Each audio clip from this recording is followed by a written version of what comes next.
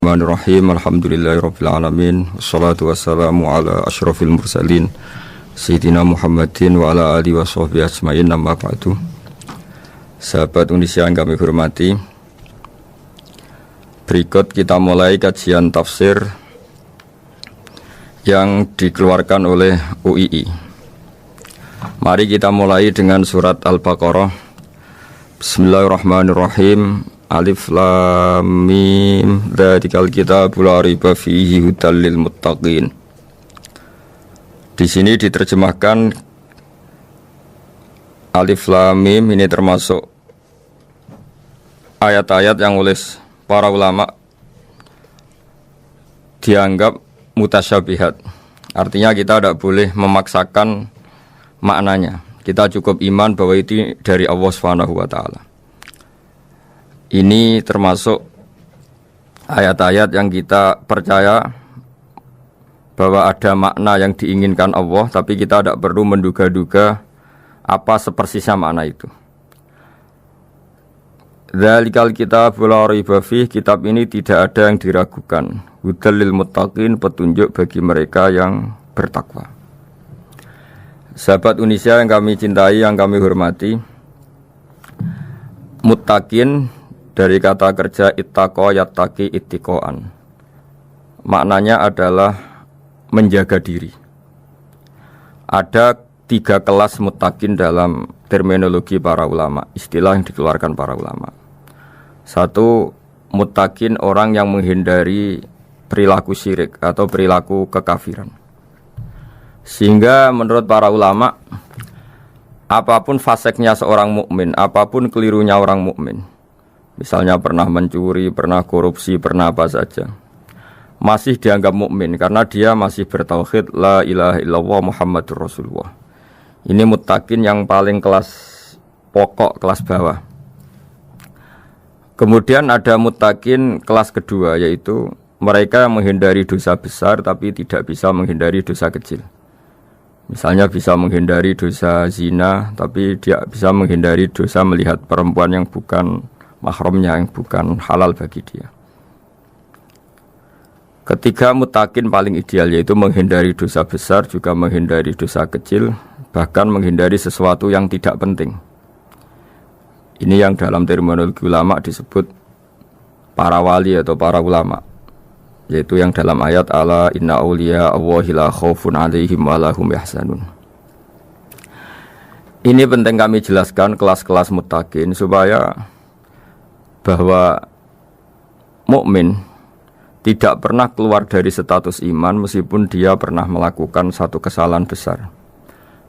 Karena yang dikatakan mukmin adalah siapapun yang meyakini kebenaran risalah Muhammad, risalah yang dibawa Muhammad, berarti dia mukmin.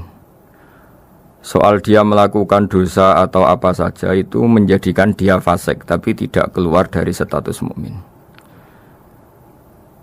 Ini yang dimaksud dalam sebuah hadis, man qala la ilaha illallah dakhalal jannah. Siapapun yang pernah melafadzkan la ilaha illallah iman, maka dia pasti nanti masuk surga. Kemudian ada beberapa pertanyaan dari para sahabat dengan masa lalu orang itu yang macam-macam. Nabi tetap menjawab meskipun dengan masa lalu yang macam-macam. Sebab itu perlu dikaji serius, sebagaimana ada yang ditafsir Sawi bahwa muttaqin itu dari kata kerja ittaqa yattaqi ittiqaan atau ittaqa yattaqi taqwan. Ini maknanya orang yang menjaga diri. Tentu menjaga diri ini ada yang kelas premium, kelas sempurna. Jadi sesuatu apa saja yang bahaya kita jaga, termasuk dosa kecil, melakukan hal yang tidak penting. Ada orang mukmin yang hanya bisa menjaga dari dosa kekafiran, dosa kemusyrikan. Ini pun dengan segala kesalahannya masih ada kemungkinan dimaafkan Allah. Karena Allah pernah berfirman, innallaha la yaghfiru ayyushraka bihi wa yaghfiru ma duna dzalika liman yasha. Allah tidak akan memaafkan dosa syirik, tapi Allah masih bisa memaafkan atau masih berkenan memaafkan dosa di luar syirik. Kemudian yang perlu mengerti oleh sahabat Indonesia adalah makna la raiba fihi. Ini yang perlu kami ungkap, bahwa Al-Quran ini tidak ada keraguan padanya. Tidak ada keraguan ini yang mudah kita teliti karena kita orang Indonesia, mungkin rasa-rasa sastra Arab enggak kental. Mari kita teliti dari segi makna, karena makna ini rasa dan rasa itu universal. Begini misalnya, dulu orang-orang kafir Mekah karena mereka penyembah berhala, penyembah Tuhan-Tuhan yang banyak, itu memprotes. Mereka memanggil tentu masih Muhammad, belum ya Rasulullah. Muhammad, kamu mengajak ke Tuhan berapa? Rasulullah menjawab, ke Tuhan yang satu. Lalu mereka bertanya, Muhammad, urusan kita ini banyak, problem kita banyak. Tuhan banyak saja tidak bisa menyelesaikan, apalagi satu Tuhan. Ini yang diceritakan dalam sebagian ayat disebut aja'alal alihata ilaha wahida inna hadza lasyai'un ujab. Bagaimana mungkin Tuhan itu satu? Harusnya Tuhan itu banyak karena urusan kita banyak. Lalu Rasulullah dengan bimbingan Tuhan, bimbingan Allah mendatangi mereka, kemudian Nabi menjelaskan, Tuhan itu adalah ketua kalian, Tuhan itu adalah pimpinan kalian. Bagaimana kalau Anda jadi pembantu kemudian punya majikan banyak, punya penguasa banyak, punya tuan banyak, kemudian semua tuan-tuan Anda ini memerintahkan Anda dengan perintah yang beda-beda. Apa kalian mau punya majikan atau pimpinan yang banyak? Mereka menjawab tidak, Muhammad. Terus mereka akhirnya sadar bahwa problem Tuhan banyak itu tentu lebih sulit, lebih problem, karena nanti perintahnya beda-beda, keinginannya beda-beda. Mereka akhirnya tersadarkan bahwa sebaiknya atau seharusnya memang Tuhan itu satu. Jadi Rasulullah SAW menjelaskan logika bertauhid itu dengan sekian variasi, dengan sekian logika. Kemudian Nabi kedua juga menjelaskan logika kompetisi. Kata Nabi yang karena bimbingan Allah diberi satu pengertian. Andai kan Tuhan itu 2 atau 3, kemudian berebut dalam tahta arsy atau tahta yang di alam raya ini, sebagaimana lazimnya para penguasa, maka pasti ada yang menang, ada yang kalah. Dan yang kalah tentu gak layak sebagai Tuhan. Ini yang disebut wala ala ba'duhum ala ba'd. Tentu kalau Tuhan itu banyak, mereka akan berkompetisi, akan bertarung. Dan pasti pemenangnya ya satu, karena memang layak jadi Tuhan tetap satu. Sadarlah bahwa orang-orang kafir Quraisy, orang-orang kafir saat itu sadar pentingnya bertauhid. Ketiga, Nabi juga menjelaskan tauhid secara ilmu logika. Begini para pendengar. Kalau dalam teori ilmu tauhid yang agak jelimet dijelaskan begini. Jika ada 2 Tuhan, maka alam raya ini enggak menjadi alam. Logikanya adalah 2 Tuhan ini bisa kamu katakan sama-sama kuat. Ketika sama-sama kuat kemudian ingin menciptakan langit, yang satu ingin menciptakan bumi, yang satu menolak menciptakan bumi misalnya, atau yang satu ingin menciptakan langit, yang satu menolak ingin menciptakan langit. Kemudian ternyata bumi ini terbukti wujud. Logika awam adalah yang berhasil menciptakan bumi berarti Tuhan, yang gagal atau kudrohnya gagal, kemampuannya gagal tidak bisa menciptakan bumi, gagal menjadi Tuhan. Ini logika awam. Logika ini pun kita terima. Tapi kalau menurut logika ahli tauhid, ahli pakar-pakar logika, cara berpandangan begini. Ketika Anda mengatakan ada 2 Tuhan yang sama-sama kuat, kemudian terbukti yang satu mampu menciptakan bumi, yang satu tidak, bahasa Anda mengatakan sama-sama kuat ini sudah batal dari awalnya, karena terbukti bahasa Anda salah, sama-sama kuat ternyata yang satu tidak mampu.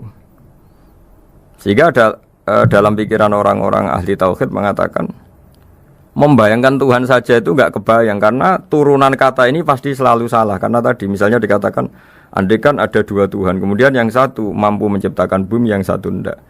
Padahal Anda tadi bilang sama-sama kuat, ternyata terbukti yang satu tidak kuat. Berarti kata Anda sama-sama kuat ini salah. Ini pula yang diajarkan Rasulullah lewat bimbingan Allah, lewat wahyunya yang disebut Lau kana fihi ma alihatun illallahu la fasadata. Karena kalau ada 2 Tuhan pasti kamu sifati sama-sama kuat. Ternyata sifat sama-sama kuat ini batal demi hukum, karena ternyata yang satu tidak mampu menciptakan bumi. Atau kamu sifati 2 Tuhan ini sama-sama lemah. Itu tidak mungkin lagi, karena ternyata bumi ini terbukti wujud. Pasti penciptanya ini tidak yang sangat kuasa. Jadi logika-logika tauhid sedemikian dibangun oleh Rasulullah lewat bimbingan Allah Subhanahu wa taala. Logika keempat supaya kita iman dan tambah kuat imannya adalah logika yang mudah dicerna oleh kebanyakan orang atau yang bisa diindra. Begini misalnya dalam sebuah ayat di surat Al-Kahfi, kemudian di awal surat Al-Ahqaf, kemudian di sebagian surat At-Tur ada penjelasan begini. Ketika Rasulullah mengajak manusia menyembah Allah, kemudian orang-orang kafir tanya, lalu Tuhan kamu siapa Muhammad? Tuhan saya adalah Allah menciptakan langit bumi. Terus mereka berandai-andai, ada Lata, ada Uzza, ada Manat, ada Hubal. Itu Tuhan-Tuhan kami. Terus Rasulullah bertanya, apakah Tuhan-Tuhan yang kamu sembah itu memberi kontribusi saat langit dan bumi diciptakan? Mereka menjawab, tidak Muhammad, itu Tuhan-Tuhan yang kami bikin. Begitu juga asumsi tentang Tuhan-Tuhan yang lain. Apakah Isa ikut menciptakan bumi atau menciptakan langit? Tentu jawabannya tidak. Karena Isa lahir di bumi, orang tahu tanggal lahirnya, tahu tahunnya, dan sebelum ada Isa juga sudah ada bumi. Sehingga untuk menetapkan tauhid, berkali-kali Quran tanya, Amman khalaqas samawati wal ardu, siapa sih yang menciptakan langit bumi? Siapa sih yang menurunkan air dari langit? Siapa yang mengatur ini, itu, ini, itu?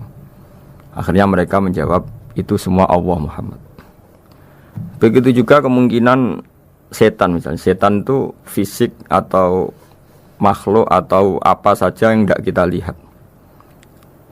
Kemudian setan itu lewat rayuannya, lewat tipu dayanya ingin disembah. Kata Allah menjelaskan ini, Ma asyadtuhum khalqas samawati wal ardi wala khalqa anfusihim. Kamu tidak perlu takut sama setan atau apalagi menuhankan setan. Setan itu tidak yang punya reputasi menciptakan langit dan bumi. Bahkan setan tidak bisa menciptakan dirinya sendiri. Ini menjadi pengetahuan bagi kita betapa bagi pakar-pakar tauhid, ahli tauhid, ketika setan nyatanya diusir dari surga, itu pun versi mereka. Versi mereka pun mengatakan seperti kita bahwa setan itu diusir dari surga dan ya keluar dari surga. Kalau setan itu Tuhan, tentu diusir gak mau, karena di surga itu nikmat. Ketika setan diusir dari surga ya keluar, dia juga jadi makhluk yang hina-dina. Berarti dia tidak punya kekuasaan, bahkan pada dirinya sendiri. Dipaksa keluar dari surga ya keluar, dipaksa menjadi ahli neraka jadi ahli neraka, dipaksa jadi apa saja juga dia akan jadi seperti yang dipaksakan. Ini menunjukkan bahwa setan adalah tahta kudratillah, tahta qahrillah, tahta satwatillah, bahwa setan pun dalam kendali kekuasaan Allah. Makanya Allah mengatakan kamu tidak usah menyembah setan, tidak usah nurut sama setan. Setan itu lemah sekali, karena faktanya dia tidak bisa memaksakan keinginannya. Ini yang oleh Allah disebut dalam firman-Nya, inna kaidas syaitani kana dhaifa. Setan itu lemah sekali. Ini perlu saya sampaikan ke para pendengar Unisia bahwa bertauhid itu ada sekian logika. Logika kelima adalah logika orang awam. Awam sekali. Suatu saat ada perdebatan antara Abul Hasan al-Asy'ari. Abul Hasan al-Asy'ari ini tokoh ahli sunnah paling populer dalam ilmu logika. Dia mengatakan orang menemukan Tuhan itu harus lewat logika yang cermat. Tidak boleh taklid, hanya ikut-ikutan. Dia harus menemukan satu argumentasi bahwa Tuhan atau pencipta langit itu ada. Kemudian ada satu problem di mana orang-orang kampung atau orang-orang yang lugu atau orang-orang awam itu tidak bisa ilmu logika, ilmu mantek kalau dalam bahasa pesantren. Kata Abu Mansur, kata Abul Hasan al-Asy'ari, itu masih mungkin. Walhasil para ulama ini meneliti ke orang-orang yang lugu, yang di kampung, yang petani, yang lugu sekali. Apa yang mereka temukan? Ternyata mereka punya cara logikanya sendiri untuk menemukan Tuhan, Sang Pencipta. Pernah suatu saat ada seorang petani lugu, biasa menggembala unta, ditanya, Bima araf tarubak, lalu kamu yang petani ini yang hanya ngurusi sawah, ngurusi ladang, dengan cara apa kamu tahu kalau Tuhan itu ada? Si petani tadi marah besar dan dia mengatakan, Al-ba'ratu tadullu 'alal ba'ir wa asarul aqdam yadullu 'alal masir. Kata petani tadi, yang namanya ada kotoran unta, pasti ada untanya.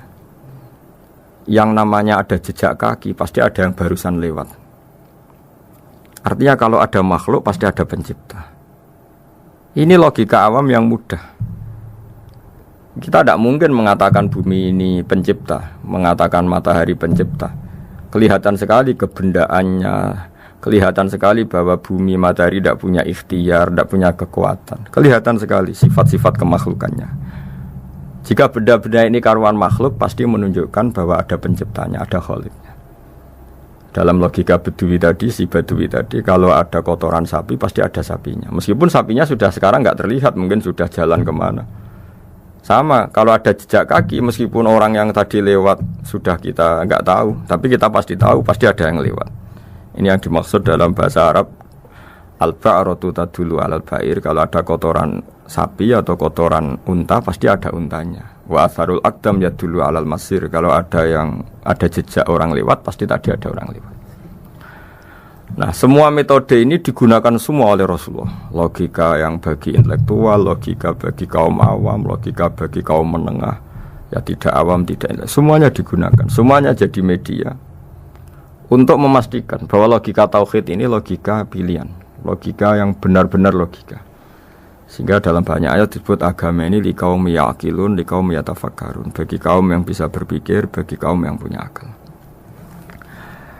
Lalu kemudian kami teruskan alladzina yu'minuna bil ghaibi.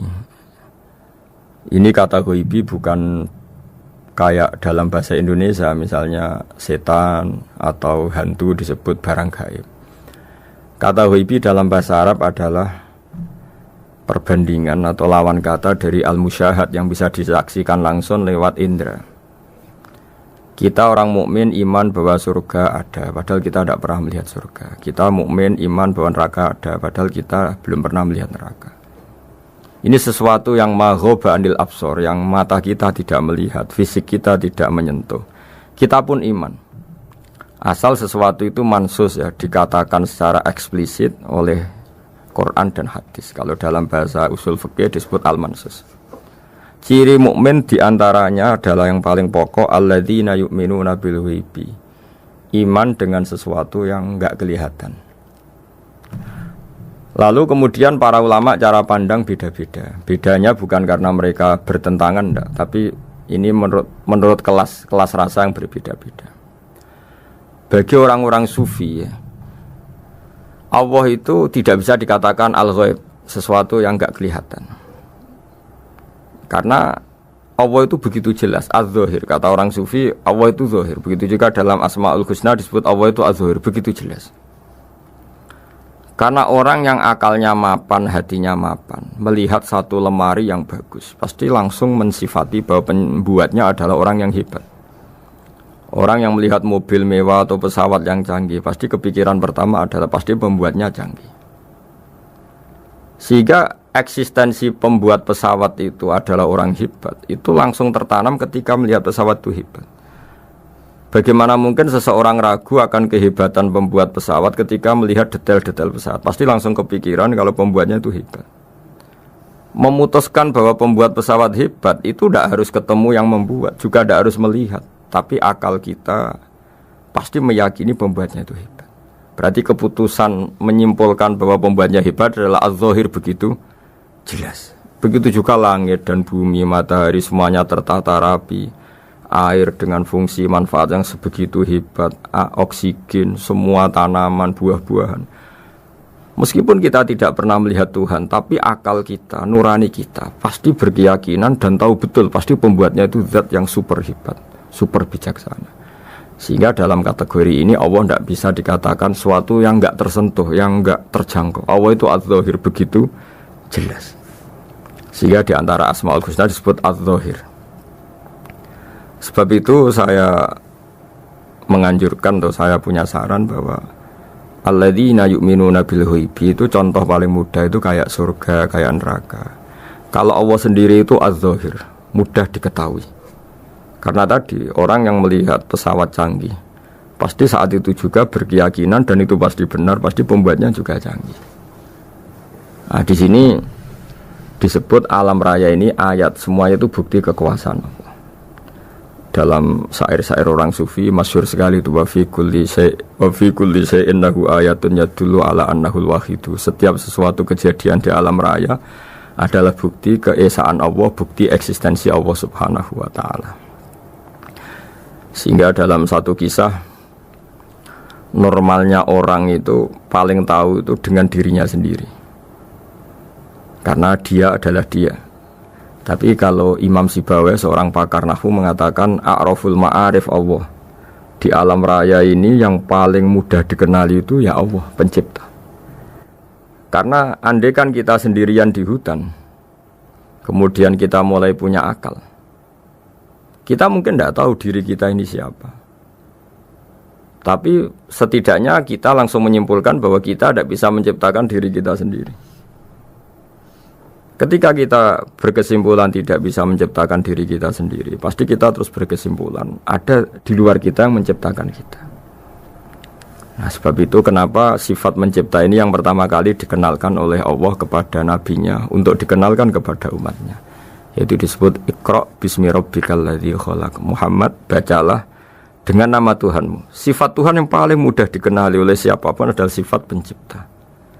Karena ketika seseorang yakin dia lahir sudah ada bumi, dia lahir sudah ada langit, dia pasti akan tahu bahwa dia ada penciptanya. Sehingga paling mudah mensifati Allah atau mensifati Tuhan adalah bismi rabbikal ladzi khalaq. Terus kemudian di antara ciri orang baik adalah wa yuqimunas shalat. Kemudian beriman kepada yang gaib, menegakkan salat. Kata menegakkan adalah dari kata menjaga aturan-aturan atau sesuai aturan-aturan salat. Kita tahu dalam salat ini ada beberapa syarat yang harus dipenuhi. Misalnya harus wudu, harus suci di tempat yang suci. Terus ada syarat-syarat dalam internal salat, dia harus baca Fatihah, harus tumakninah, macam-macam. Itu eksistensi definisi salat. Kemudian kata berdiri juga diartikan para ulama, eksistensi sholat harus diketahui secara publik, secara sosial. Karena sesuatu itu punya eksistensi kalau jadi konsensus atau diakui oleh publik. Di sini agama mewajibkan sholat jamaah. Kata banyak ulama, jamaah itu fardu kifayah, bahkan ada mengatakan fardu ain. Harus dijalankan orang banyak secara massal dan harus di tempat yang terbuka.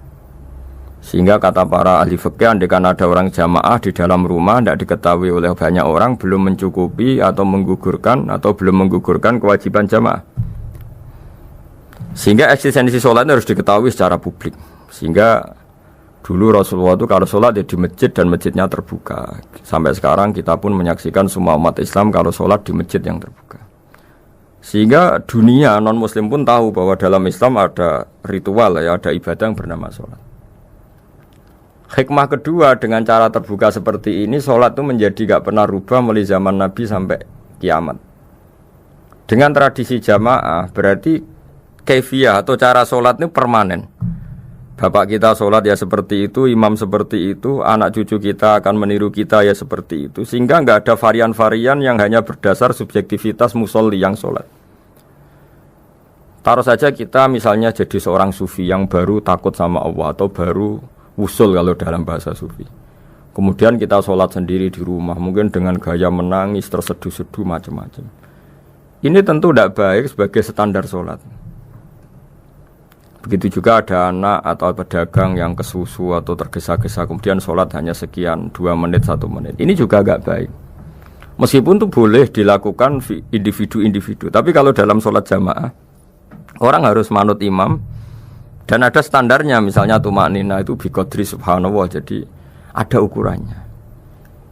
Ini penting saya utarakan bahwa hikmah jamaah itu bukan sekedar dapat pahala 27 kalau sendiri, dapat pahala 1 itu enggak. Tapi ini menjaga eksistensi sholat supaya ya seperti ini terus sampai kiamat. Sehingga orang Indonesia atau orang Afrika, orang mana saja, itu ketika haji atau ketika saling berkunjung di negara lain, itu enggak akan kaget dengan cara-cara sholatnya, karena seluruh dunia kaifiyahnya caranya sama. Ini semua barokah dari jamaah. Maka Rasulullah itu enggak banyak ngendikan tentang caranya sholat. Beliau hanya ngendikan shollu kama ra'aitumuni usolli. Sudahlah kamu pokoknya makmum saya. Nanti caranya kamu sholat sama seperti saya seperti ini. Sehingga kata menegakkan sholat adalah bisa kita tegakkan kalau kita aparat negara ya, bikin-bikin aturan supaya eksistensi sholat enggak terganggu. Kalau kita seorang kultural juga mensuasanakan sholat. Dan supaya kefiahnya atau caranya sholat ini benar, kita tradisikan jamaah. Sehingga anak kecil ngikuti yang besar, yang bodoh ngikuti yang pinter dengan satu cara. Itu barokahnya jamaah. Sehingga wa yuqimuna sholat itu, sholat kita dirikan baik secara personal, dengan cara-cara tumak nina, kita suci di tempat yang suci. Maupun kita tegakkan, kita maklumatkan, kita jadikan konsensus bahwa sholat ya seperti ini.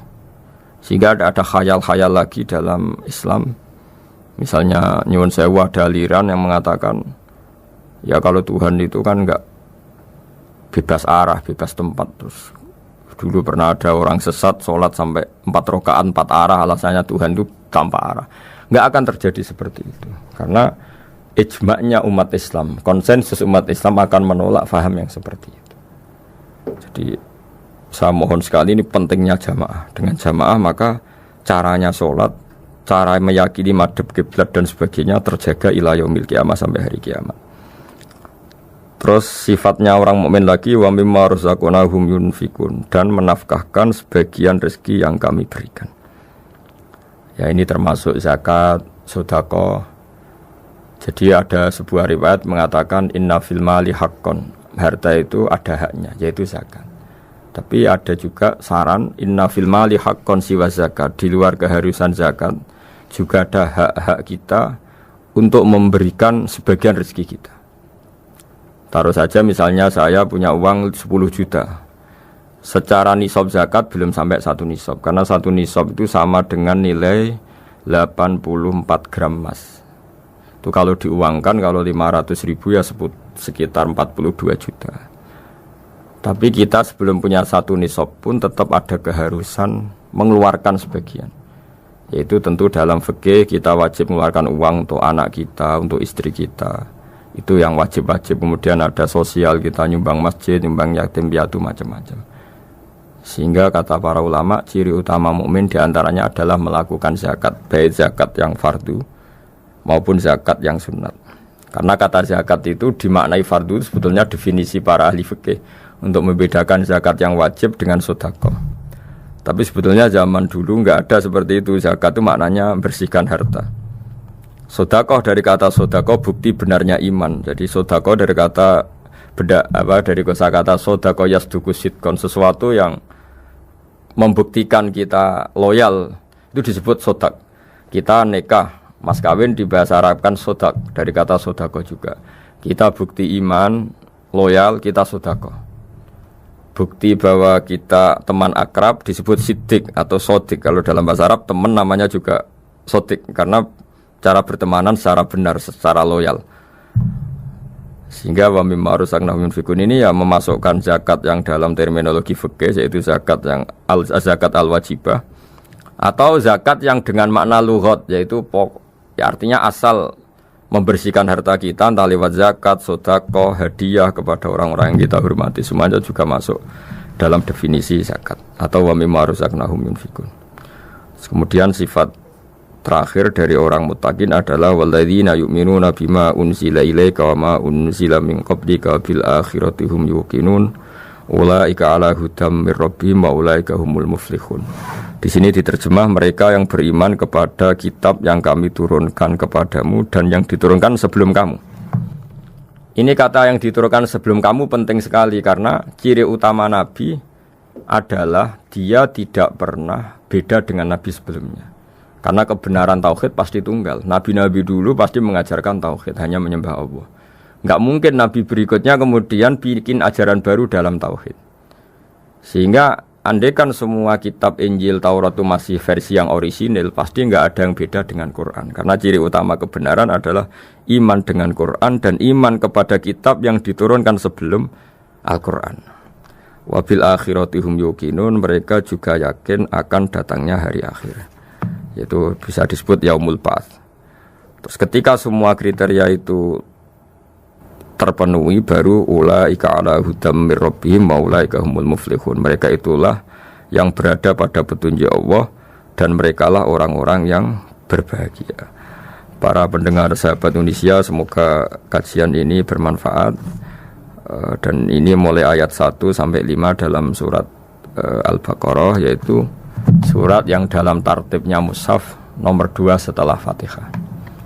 Jadi kalau dalam ulumul Quran disebut ada surat yang berdasar nuzulul Quran, yaitu surat Iqra, kemudian Muddatsir. Ada urutan surat yang berdasar tartibul mushaf, yaitu yang kita punyai sekarang, yaitu Fatihah, terus Baqarah dan seterusnya. Dan urutan-urutan ini